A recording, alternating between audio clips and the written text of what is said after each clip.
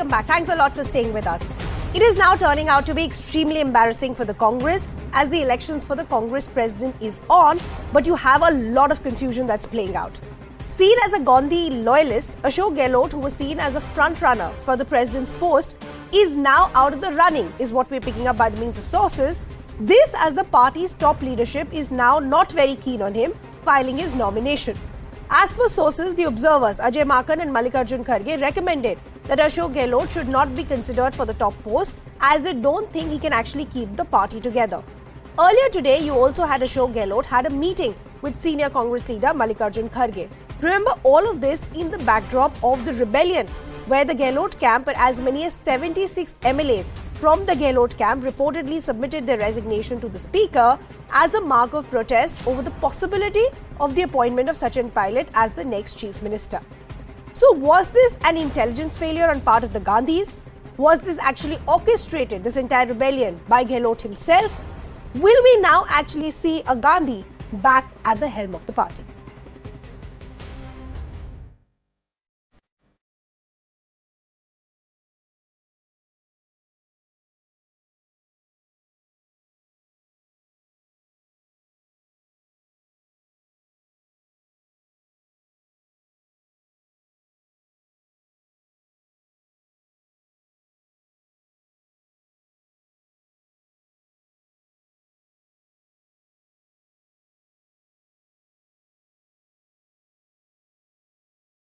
देखिए, कांग्रेस के अंदर लोकतंत्र कभी था ही नहीं। इन्होंने देश और पार्टी डिक्टेटरशिप से ही चलाई है। तो ये दिल्ली से दौलताबाद का जो ये नाटक बंद करें और वाकई में राजस्थान को राहत देने के लिए असली में त्याग पत्र दें।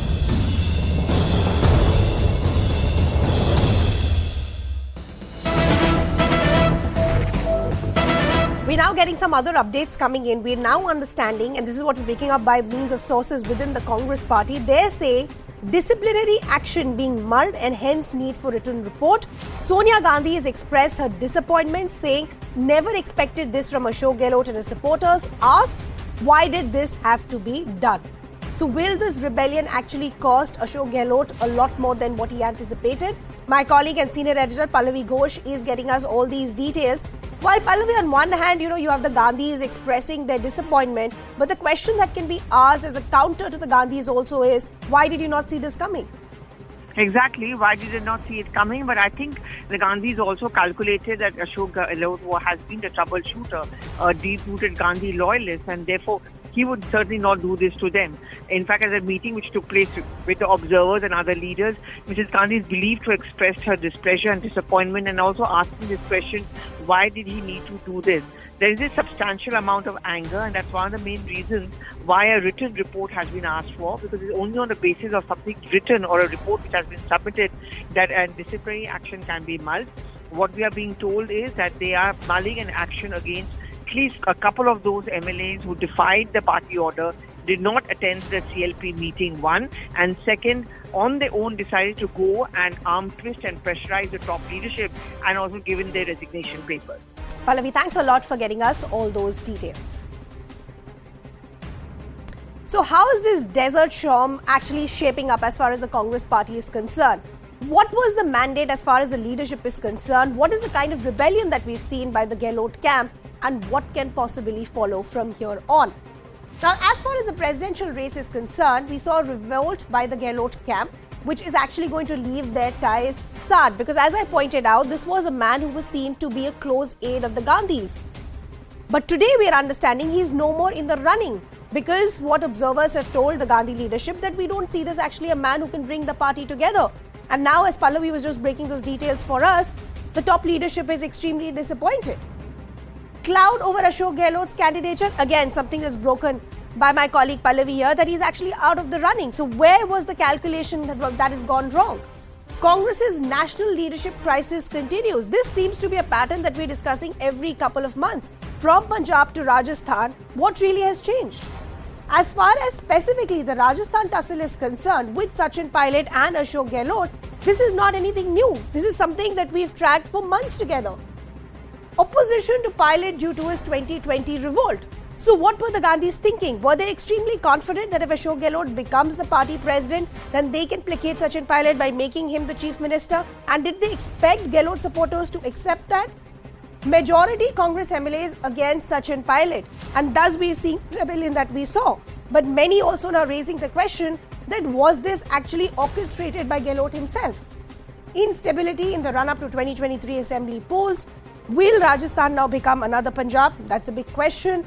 As far as the national picture is concerned, remember Rajasthan is just one out of the two states where Congress still has a presence. They've already lost Punjab. Parties like Aam Aadmi Party are making huge headways in states like Goa. After Punjab and Goa, Rajasthan could be next. Overshadows their Bharat Jodo Yatra, where you're bringing a clarion call saying we're going to take on the aggressive might of the BJP. But can you actually bring your house together? Let me also now bring in our newsmaker for this evening. We have Sunil Jakar, BJP leader, a former Congress leader. Sir, good to have you on the broadcast with us. Thank you so much for taking our time. You know, as I said, this is turning out to be extremely embarrassing for the Congress. A man that was seen as a loyalist, as a close aide of the Gandhis, is nowhere in the running as far as the presidential election is concerned. Where did the calculation all go wrong? I think they refuse to read the writing on the wall. Everybody but everybody who's not even actively involved, who's maybe even read newspaper or watch news, knows it very well that if you remove somebody from a position of power, real power and authority as a chief minister, and want to offer him a dud position as a job to revive a defunct party, nobody would be happy. But I think it was Gehlot Saab's loyalty to the Congress leadership that he agreed to it, and I think he always assumed this, that he will be allowed to keep his chief ministership, or at least he will be allowed to nominate somebody, a person who's of his confidant. But I'm sorry to say, I think a leadership which could not gauge the reaction of a leader who has stood by them like a rock for the last 50 years, through 3 generations, and they have taken him for granted. This is the problem. They do not see their own limitation. They do not realize their writ does not run beyond, not even Delhi, not even beyond, I would say, 24 Akbar Road. But they wanted to dictate it for what? What was the motive of it? They wanted to bring somebody of their own choice. And Ridhimaji, what I want to say is it would not have been Sachin Pilot. Let me venture my judgment on it. Sure. Maybe he was very hopeful that he is going to be nominated, but all this, what is happening in Jaipur today, is running according to the script which has been written by the so-called advisors who are running the show in absence of Rahulji and Mrs. Gandhi is indisposed. So it is being run by them. They wanted to bring a situation where the entire thing will come down to High Command for them to choose somebody who could be a consensus between Pilot and Gehlot Saab. And that would have been the guy whom one of our member parliaments from Punjab called Rajasthan ka Lutera. Because this is the same team of people which wrote the epitaph of Punjab Congress.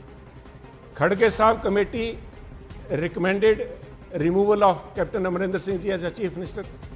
Kharge Saab committee recommended that Sunil Jakar should be removed as PCC president and Mr. Navjot Singh Sidhu should be appointed in his place. And then it was Mr. Ajay Makan who was sent in to execute these directions. It's the same team now operating, following the same script in Jaipur. The third person whom I'm referring to, he was very much part of that committee. So basically you're saying nothing really has changed or no lessons have been learned from the disaster the Congress faced as far as Punjab is concerned. Specifically, sir, speaking about the election process itself, the Congress has been hitting out at the BJP saying that at least we have a democratic process, you don't even have one. But the way this is panning out, is this even an election or is this a selection as far as the top leadership is concerned? It is very much democratic. I think everybody has a right to choose not to contest. Where does it say that a chief minister will have to come and contest? You cannot drag him off his position. That itself reflects on the leadership. as much on the leadership, on the condition of a national party, that nobody is willing to come and be the president of the party. So that takes me to the million-dollar question then. If we don't see any other nominations or nominees, then will this actually go back to the Gandhis? Is it a possibility that we'll see Priyanka Gandhi Vadra, or will it go back to Rahul Gandhi? No, I don't think they will step in that much. I think that blunder or that fatal mistake they will not do. But they will have some other nominee here of their confidant. They will contest, and maybe the Congress will have a president. That's not an issue. The issue is whether there will be Congress or not. What will be the... No, of course, it's not going to vanish in one moment because Sunil says so. But its footprint will shrink. Its footprint, which ran across the country, would fade away like BSNL. BSNL is a perfect example. How the other parties, like whether it's Airtel, Vodafone, they have taken over. BSNL has only remained a brand name. So it will remain a brand name, but it will lose the pole position as it has in national politics. Nitish Kumar ji and Lalu Yadav ji came to Mrs. Gandhi. Correct. You think they will come to her again after this fiasco happens, if it unfolds again further in Rajasthan? And the last nail in the coffin would be if they issue a notice to Gehlot Sahab, that they issued to me. A guy like me also I said, I'm not going to take this insult, this indignity, that you are, my dignity is precious to me. I defend it with everything, every might I have. No, but that's my exactly... self-respect matters to me. No, but that's exactly what my colleague Pallavi is now picking up, that possibly there is a disciplinary action that is now being mulled as far as the Gandhi leadership is concerned. But sir, touching on from the point that you were making a short while ago, what does this mean as far as the opposition unity and also the national picture for 2024? It couldn't have come at a worse time. You have Bharat Jodo Yatra happening. The BJP is saying, but why don't you first try and keep your own house together? Precisely. Forget about the unity, because this is what I was talking about, Mr. Lalu Prasad and Nitish. They wanted the Congress to lead the Mahagathbandhan. If you can't run your own house, how can you run a Mahagathbandhan? You cannot take Mr. Gehlot Sahab, who has been loyal to them for all these years. I'm surprised that none of the Congress leaders or the spokesperson has yet called him a Gaddar. They are using this epithet right, left and center. Mr. RPN Singh became a Gaddar, Mr. Jitin Prasad became a Gaddar, Mr. Scindia became a Gaddar, Sunil became a Gaddar, Captain Amrinder Singh became a Gaddar, and now Mr. Gehlot is also on the verge of getting a notice and being branded as a Gaddar. So they should look within, introspect, rather than calling everybody a Gaddar. Look within and introspect. Sir, always a pleasure speaking to you. Thank you so much for taking our time and joining us here. So the question that we're asking this evening is, with the kind of confusion that has panned out, is the Gandhi's vulnerability now exposed? You can use our hashtag and get involved in our debate.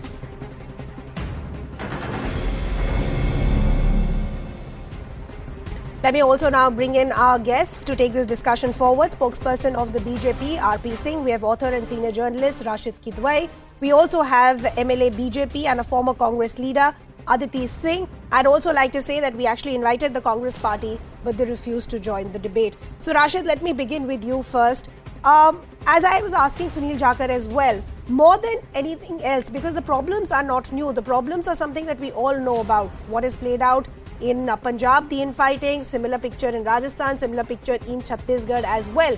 Every time the Congress comes out and says that there are lessons that have been learnt. But from Punjab to now, it seems like no lessons have really been learnt. That the Gandhis actually couldn't see something like this coming.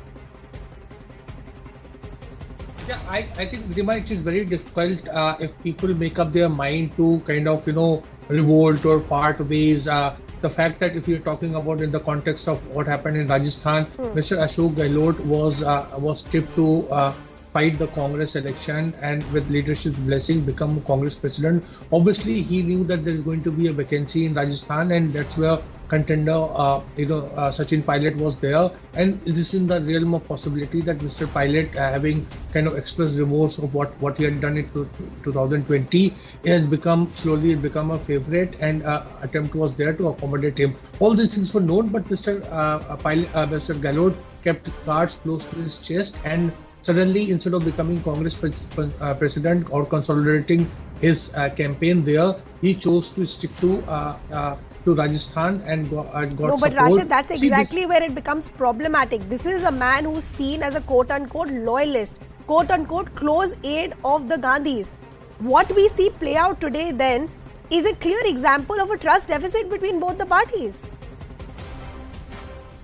Yes, Ridhima, that's what I'm saying. So the meeting, the CLP meeting was called by Mr. Ashok Gehlot. He has not denied that he had called yesterday the meeting at 7 p.m. or whatever. Then you see a play that all the MLAs who whatever they wanted to say, they could have said it in the CLP open forum. Instead, they don't come at all. This is unprecedented in the life of Congress party, that a CLP or official CLP meeting was called and the party MLAs don't turn up, and it had to be called off. So this and is, look at the conditions that are put as well, right? That all of this now needs to happen post 19th, which also raises a question that was this actually orchestrated by Ashok Gehlot himself. But RP Singh, let me bring you in. Just so to play. Correct. No, the point, please hear me out. I'm just saying one simple thing, that you see, if a calculated, plain act of political perfidy cannot be anticipated, this defies the logical political behavior. That somebody who was a chief minister was being made Congress president for whatever work it was, and he decides to do this. So this, I'm saying, this is a freak thing. Now this cannot be anticipated but by for any how political many examples can party. you call it freak, Rashid? Let's be fair. State after state, if you're a I want to political get into party, let's argument be very in clear, Punjab. Rashid. If you're a political party, if you have national ambitions, if you want to take on an aggressive machinery like the BJP, these are areas that need to be covered by your top leadership. But RP Singh, let me bring you in just to play the devil's advocate, and this is what many people within the Congress are saying, that when the chips are down, it's very easy to attack a political party. Yes, the Congress is seeing low electoral success. Thus, it becomes easier to attack the top leadership.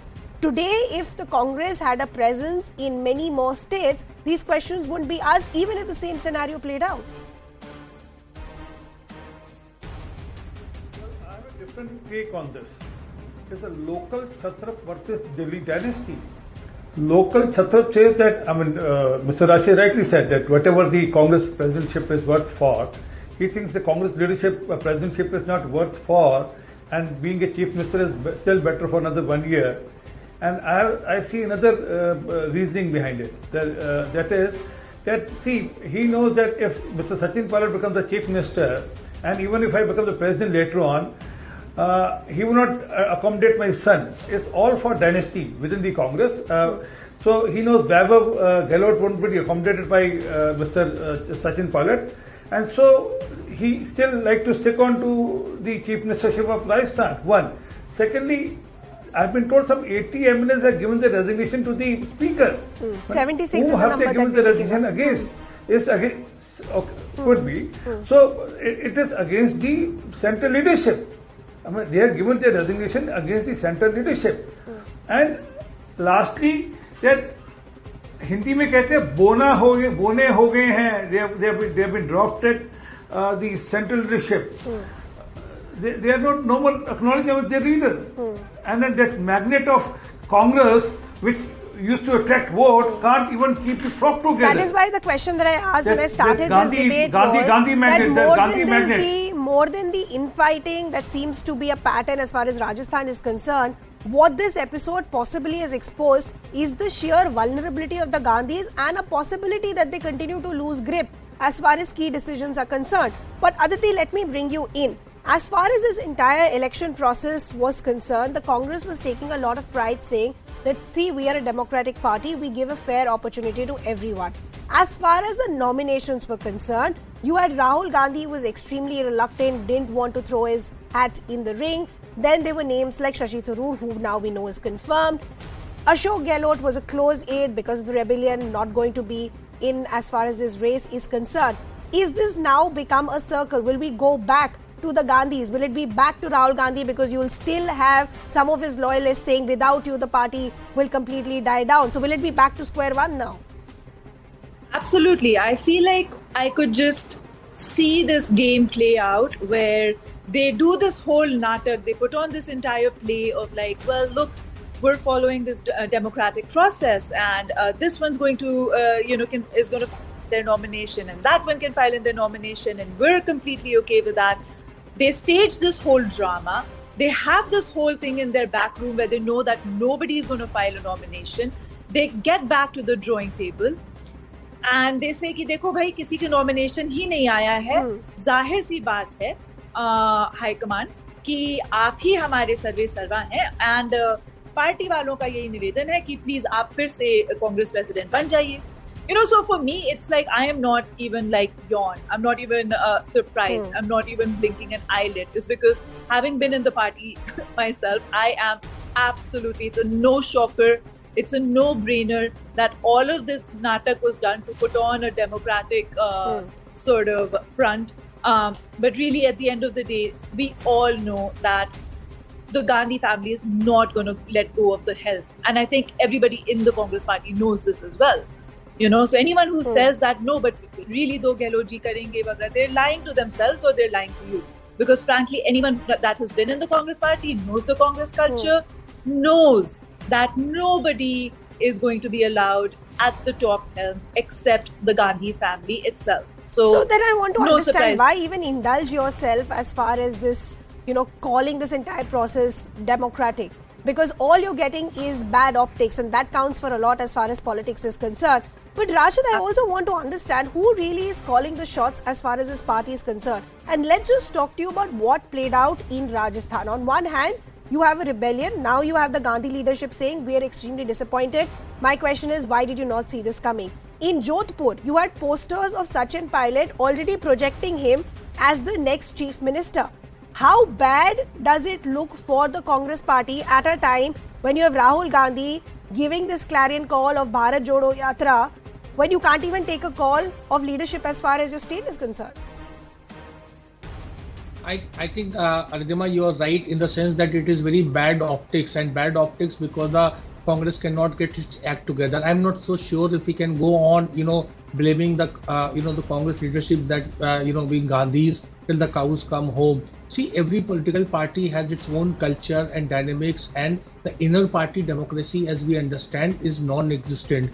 Today, as we talk about the Congress, the BJP has given its second term to Mr. JP Nadda, well within its right, well within its constitutional provisions, etc. We have a political party, Jagan Mohan Reddy's party. But they're not going about town saying that we are a democratic party, we have elections, we are giving a fair opportunity. They're not getting themselves involved in that narrative only. So I am saying it was all good till the time, one second Rashid, it was all good till the time the Congress could actually hit out the BJP saying that we have a democratic process, we have nominees, it's an open election. But today that argument is falling flat because this is turning out to be a sham. Yes, Ridhima, that is what I'm saying. In all political parties, you see the internal party democracy is a sham. And the election commission knows it, everyone knows it, the media knows it. It is every political party has a different culture. Somebody wants to make, their sitting chief minister as a, permanent president of the party. And I'm covering politics. I have not seen any election, and BJP has a culture since 1980. But the consensus is also a form of election. One can argue, and that is the same thing which has been happening in the Congress. So it's a very different way. The way recently, the Conservative Party elected its leader, or what happens in the primaries in the US, all kind of things, they are very different. So politics varies from party to party as long as. So RP Singh, how do you respond to the argument that is being made by Rashid Kidwai and many others within the Congress party that yes, this process might look messy as far as the optics is concerned, but at least on paper we have won? What moral high ground does the BJP have to lecture us as far as the election process is concerned? Well, Mr. Rashid, next time when we have election, I'll ensure that you accompany me and I'll show you the process of Smithy, the polling station, to the mandal, the block, to the district, to the state, to the national level. The complete process which happened. But yes, since we are a disciplined party, everything happens with consensus. It doesn't that we stand against each other and then come in an open street and fight against each other. There's a different way of working. But understand what's happening within Congress. That's more important today, because today again, dynasty Gandhis and Vadras on a dining table or a breakfast table will decide whether they have to continue or their nominee has to continue. That's all. I mean, they can't go beyond it. Here, we don't know who will be the next president after Naddaji, and we never knew that Naddaji will be president some time back. So he's the president today. There's a process. There's a difference. So talking about democracy within Congress, one is laughable. But yes, they are building up a sham. They have tried to build up a sham, saying that they are going through a But it's not just this problem as far as this presidential election is concerned. One sec, I want to give the final words to Aditi. I'm afraid I'm running out of time. Aditi, what next for the Congress now? How do they put up a united front for 2024 and still make them believable as an acceptable opposition to an aggressive machinery like the BJP? Pradhama, forget 2024. If I was the Congress party, I would be much more concerned with 2023, which is when a lot of their existing key holding states go into election, where last time they swept, be it Rajasthan, be it Madhya Pradesh, be it Chhattisgarh. At this point, if I were them, I would be more worried about these state elections and, losing henceforth these state elections, which they are completely set to. As you rightly said, the optics are completely terrible at this point, and it doesn't look like they're going to be able to make a comeback in any one of the three states that they My only worry is, as I said, we seem to be discussing these issues every couple of months. Will there actually be a larger learning for the top leadership and people within the Congress party going forward? Only time will tell. Unfortunately, I've completely run out of time. Our